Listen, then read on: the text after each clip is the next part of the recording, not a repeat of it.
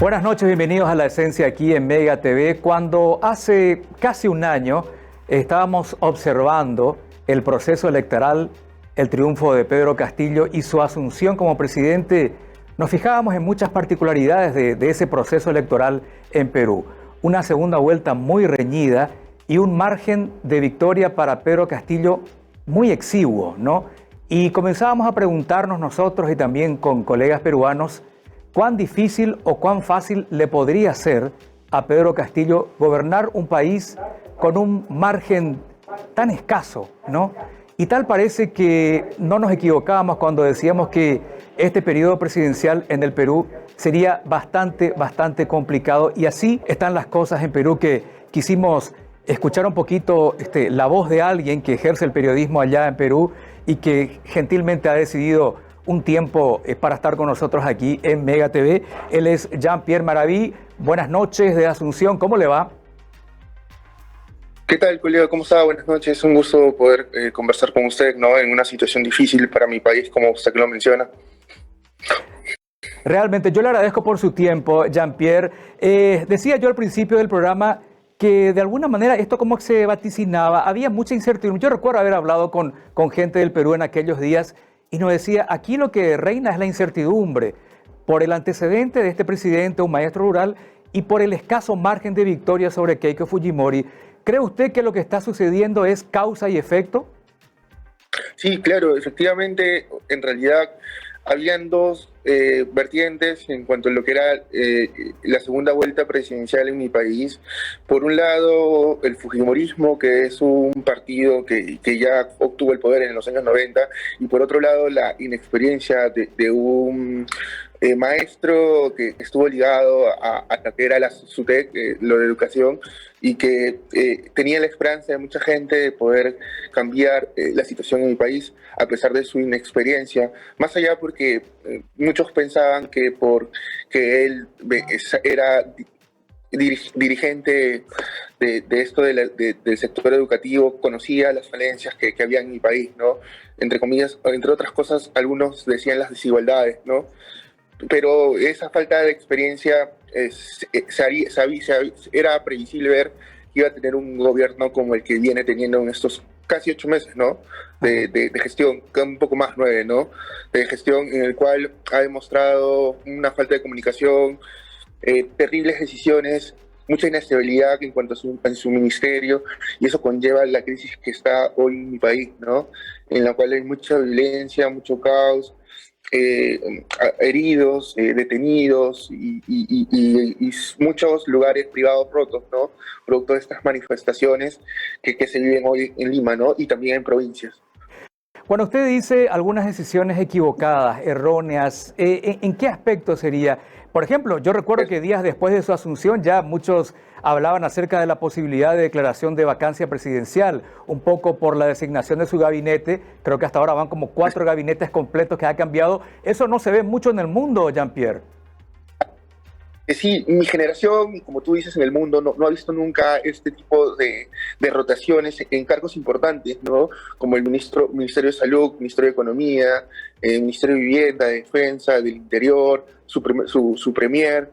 Por esto mismo, ¿no? Yo creo que él, o sea, no tiene una muy buena comunicación, por eso que no habla mucho con la prensa, y cuando habló con CNN salió a flote su inexperiencia y su incapacidad para poder gobernar, porque todas las decisiones que él ha tomado siempre han sido tardías y consecuencia esto ha generado un caos y incluso hasta saqueos, ¿no?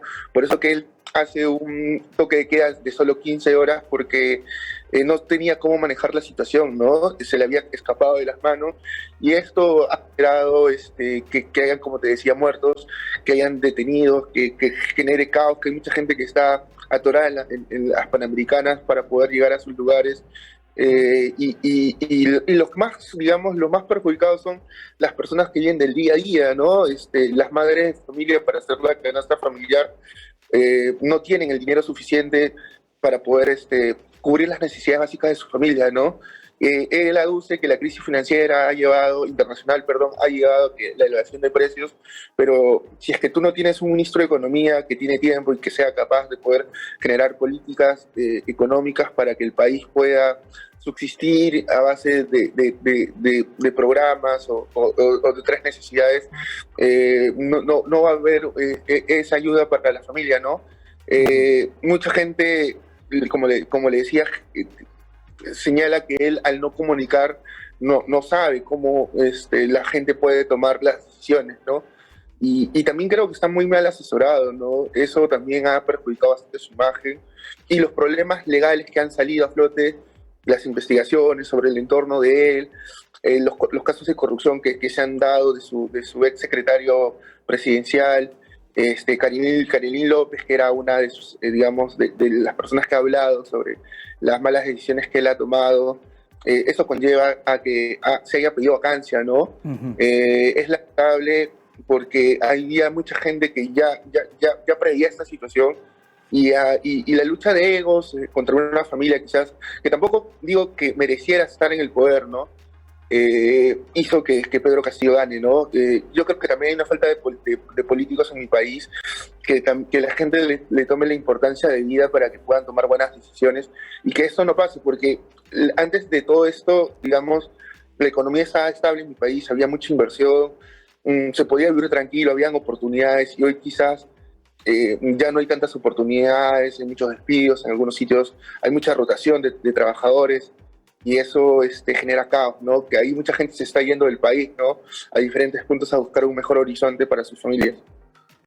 Claro, ahora bien, la inflación es generalizada, es global. Creo que esto de la pandemia nos dejó más pobres a todos. Incluso países desarrollados están sufriendo también las consecuencias. ¿Qué pasó en Perú? O por un lado, el presidente no tuvo la suficiente capacidad para convencer a la población peruana de que es una cuestión global y que Perú, como cualquier otro país, está sufriendo también las consecuencias, o no supo de alguna manera tomar las decisiones correctas para de alguna manera hacer que el impacto sea menos agresivo en la economía de la gente, Jean-Pierre. Yo considero que es lo segundo, porque a raíz de que ha habido este paro de transportistas, él ha tratado de bajar la gasolina, ha querido subir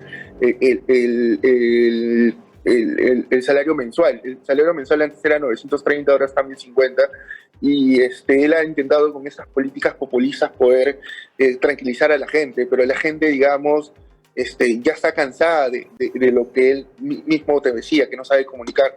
Por eso que hay marchas, por eso que ha habido pedidos de vacancia, pero lo que, digamos, ha causado mucha sorpresa es que algunos políticos que estaban en contra de su gobierno, en esto último que hubo de vacancia, se abstenieron del voto. Eso como que conllevó a mucha sorpresa a la gente porque decían si estaban pidiendo la vacancia, porque ahora como que toman otra decisión, ¿no? Yo te decía que el problema de Pedro Castillo ha sido su entorno, la manera como él se ha actorado, ha llevado esta crisis en mi país, porque a él no saber comunicar, a él no saber decir cuáles son las políticas que va a hacer inmediatas y no populismo, porque su primer mensaje fue: voy a bajar el gas y voy a votar a todos los extranjeros malos de mi país. O sea, y esas son medidas populistas, ¿no? Porque la gente estaba cansada de los robos. O sea, si tú es cierto, has mencionado que como todos los países, la crisis ha llevado a mucha inestabilidad económica por esto del COVID. No solo generó mi país inestabilidad económica, sino la seguridad creció en pasos agigantados, porque no hubo una fiscalización de inmigrantes en mi país. Entonces, esto de los robos también generaba mucha preocupación a la población, porque tú no podías salir a comprar el pan porque hasta te podían matar por asuntos de sicariato, cosas que no se veían antes, ¿no? Y él nunca supo comunicar, nunca tuvo una política para poder prever o mejorar la seguridad en mi país, o hablar con la gente o con los gremios sindicales de los mayoristas y darle a otros precios a la población los productos, ¿no? Para que, digamos, puedan subsistir durante toda esta crisis, ¿no? Los precios de los víveres han aumentado más de un 50%, y como te decía, los que son más perjudicados son las familias vulnerables, ¿no? La gente que era pobre se volvió más pobre. Es prácticamente duro decirlo, ¿no? Pero las escuelas, por ejemplo, hubo 2 años que no habían clases virtuales. En esos 2 años nunca se trabajó, en esos meses que él ha tenido de gobierno, nunca se trabajó unas políticas para que los colegios vuelvan a las clases presenciales. Los mismos padres tenían que ver con la directora cómo poder, digamos, arreglar las locaciones que estaban rotas, y con mala infraestructura para que los niños puedan volver a clase. O sea, en los 6 meses que él tuvo con sus ministerios, entre rotaciones que hubo, nunca hubo, digamos, una política para poder estas cosas que te mencionaba, trabajarlas, y que no llegara a último momento y que se pueda solucionar.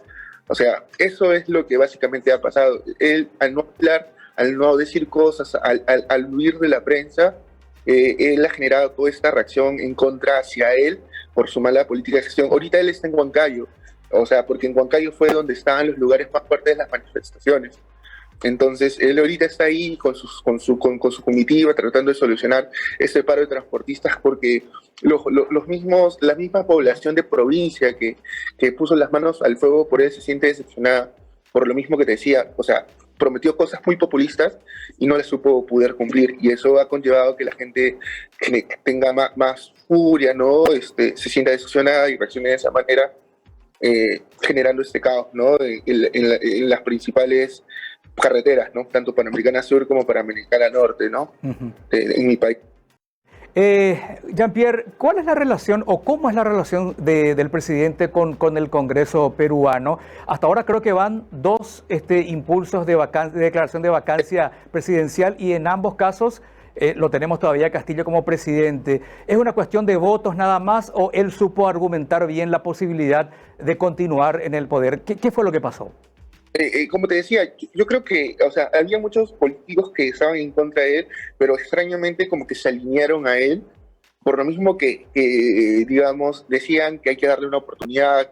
Uno de los casos que más sorprendió fue la presidenta del Congreso, María Carmen Alba, ¿no? Que se abstuvo en la última sesión del Pleno de poder votar en contra, ¿no? Cuando ella era una de las primeras, digamos, impulsoras de sacar a Pedro Castillo, ¿no? Eso es una interrogante que todavía no se le ha hecho por eso de la crisis, ¿no?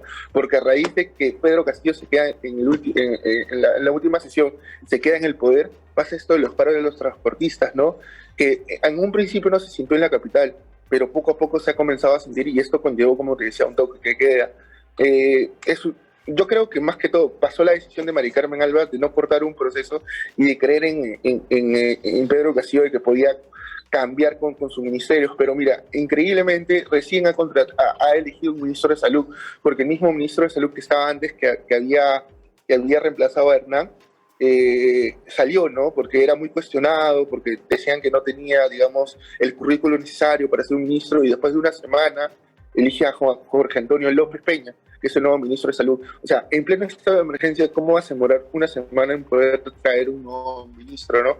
Son cosas, con estas decisiones que te decía, que ha generado toda esta inestabilidad en mi país, y que la gente, digamos, reaccione de esta manera, ¿no? Que ahora hay una nueva marcha, va a haber el día jueves, el día de hoy, para tratar de vacarlo. No sé si él quiera salir del poder, porque es algo que él ha anhelado siempre, y todo su entorno. Claro. Pero no sé hasta cuándo él pueda aguantar toda esta ola de críticas y todas estas protestas para que él siga en el poder. Pero también está claro que si él llega a salir del poder, Dina Boluarte quizás tampoco tenga la capacidad de gestión para poder solucionar estos problemas, que si bien es cierto vienen de años, y en estos 8 meses quizás Pedro está trayendo consecuencias de todo esto, pero él mismo, al no comunicar, al no tomar buenas decisiones, a que sus ministerios duren tan poco tiempo, porque en poco tiempo no puedes hacer un cambio en cada sector, y en sectores importantes, ¿no? Como te decía, educación, salud, economía, donde deberían, digamos, tener mayor peso y mayor preocupación para que el Estado o para que el país siga en esa línea, no de crecimiento que estaba, ¿no? Si bien es cierto, la pandemia ha traído problemas, pero se podían hacer políticas de gestión donde, digamos, no se sienta tanto el golpe de este impacto mundial, ¿no? Y ha sido lamentable, ¿no? Llegar al extremo de violencia, porque los más afectados son los ambulantes, ¿no? Las personas que viven del día a día, con todo esto, digamos, se arriesgan a muchas cosas, ¿no? Que les puedan saquear, que les puedan quitar sus productos y otras cosas más, ¿no? Que es lamentable, ¿no? Que se llegue a ese extremo en plena pandemia, ¿no? Donde todavía siguen habiendo focos de contagio, quizás no tan fuertes, pero todavía el virus sigue, digamos, en las personas, ¿no? Entiendo. Jean-Pierre, usted cuando, como observador de lo que está pasando en su país, se entera que Pedro Castillo levanta horas antes de la finalización de su toque de queda ¿Cómo reaccionó? ¿Dijo usted, caramba, qué razonable o caramba, qué poca solidez de este gobierno? ¿Cuál fue su reacción? La poca empatía. Lo que pasa es que, o sea, él ha tenido varias horas para poder decidir si hacía un toque de queda o no, y se le ocurre hacer un lunes a las 11:45 de la noche un toque de queda. Como yo le decía a los chicos de producción, yo trabajo en Infobae. Infobae es un medio argentino y tengo un horario diferente al que tienen cuando trabajan en el comercio, ¿no? Que es mañana. Entonces justo estaba cubriendo eso y con mis compañeros que estábamos en turno de noche, madrugada, nos causó asombro que a 11:45 él decía hacer un toque de queda, porque la mayoría de gente está durmiendo, porque la mayoría, y en ese tiempo tú no puedes planificar con tu jefe cómo va a ser el trabajo de mañana. Y eso se vio a las 5 de la mañana. Tú veías gente en los paraderos que ni siquiera sabía que había toque de queda, o se había levantado con el celular y sabían que había toque de queda y no habían planificado con su superior cómo iba a hacer su trabajo en ese día. Y tú sabes que hay algunos sitios donde, digamos, en la mañana la gente se dio cuenta que había toque de queda y no había con sus superiores. Entonces no sabían si es que iban, les descontaba el día. Y a eso iba, la poca empatía. No habían transporte público. La policía tuvo que traer en 2 ocasiones en un paradero que se llama Puente 9, que es en Lima, buses de ellos para trasladar a las personas cerca a su sitio de trabajo.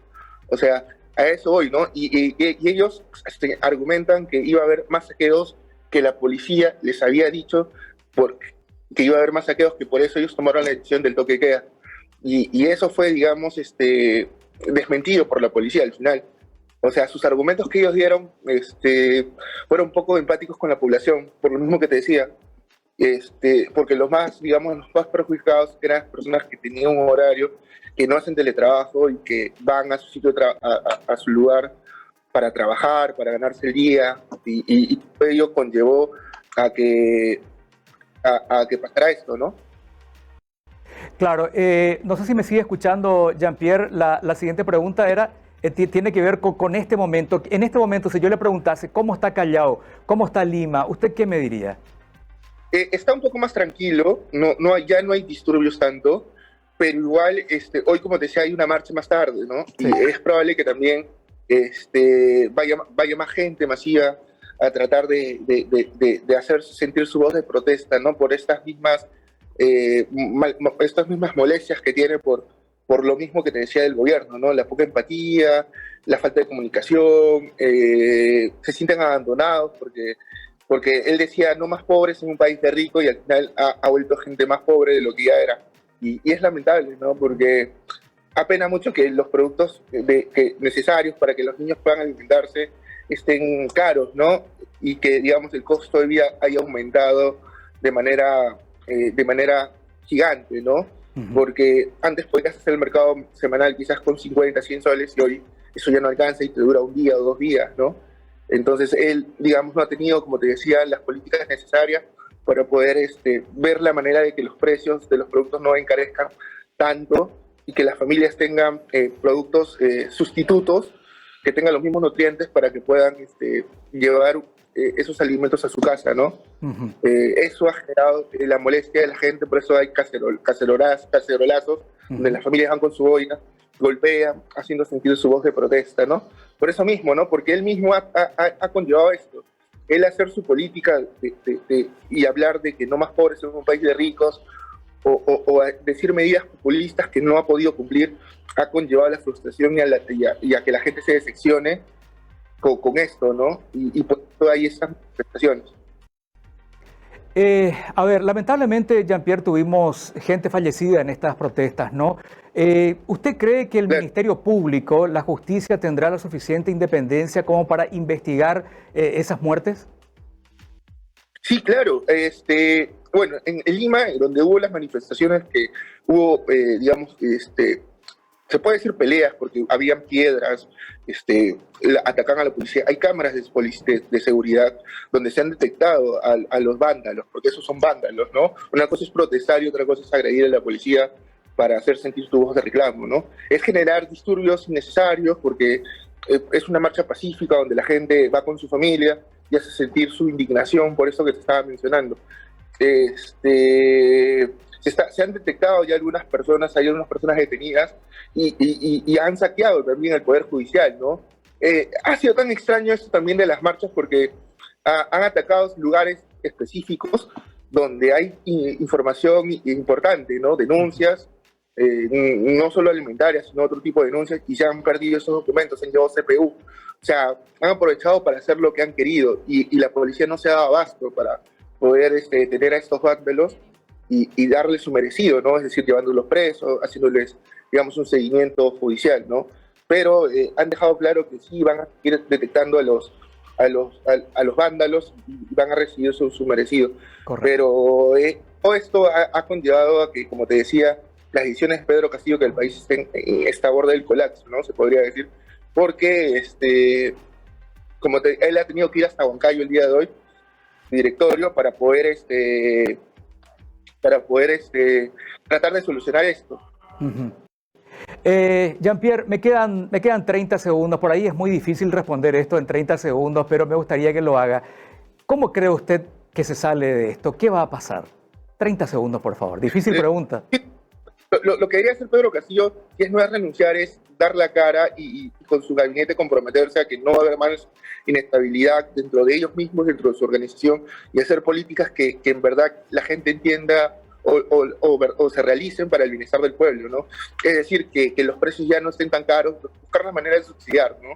Para que, digamos, la gente pueda estar un poco más tranquila y contener la esperanza de que en los próximos años quizás se va a volver a hacer el Perú antes de la pandemia, ¿no? Donde había tranquilidad, tanto financiera, no tanta inseguridad en las calles, y todos esos detalles que la gente está, digamos, sufriendo y padeciendo, ¿no? Porque no tiene la seguridad de salir a la calle a comprar porque no sabes si te van a robar o te van a hacer algún daño, ¿no? El gas ya ha llegado a 60 soles, ¿no? Y eso y ni siquiera es de marca. O sea, con eso te digo todo, ¿no? Digamos, es una marca X que no es de seguridad, y la gente está pagando 60 soles por un gas, cuando por lo general está 27, 28 soles. O sea, está más del doble, ¿no? Y él no ha tenido esa conciencia para, junto a su equipo de trabajo, de poder subsidiar estas cosas para que el país esté mejor de lo que podía estar, ¿no? Correcto. Correcto. Jean-Pierre Maraví, muchísimas gracias, un gusto poder escucharlo. Gracias por este tiempo para la gente de Paraguay. Gracias a ustedes, esperamos hablar en otra ocasión quizás un poco más mejor, ¿no? Claro, claro. No con toda esta crisis que está en mi país. Un saludo para todos tus oyentes y un abrazo. Saludos y gracias. Jean-Pierre Maraví, periodista peruano, él trabaja para Infobae, que es el medio digital internacional. Vamos a una pausa y después el final del programa.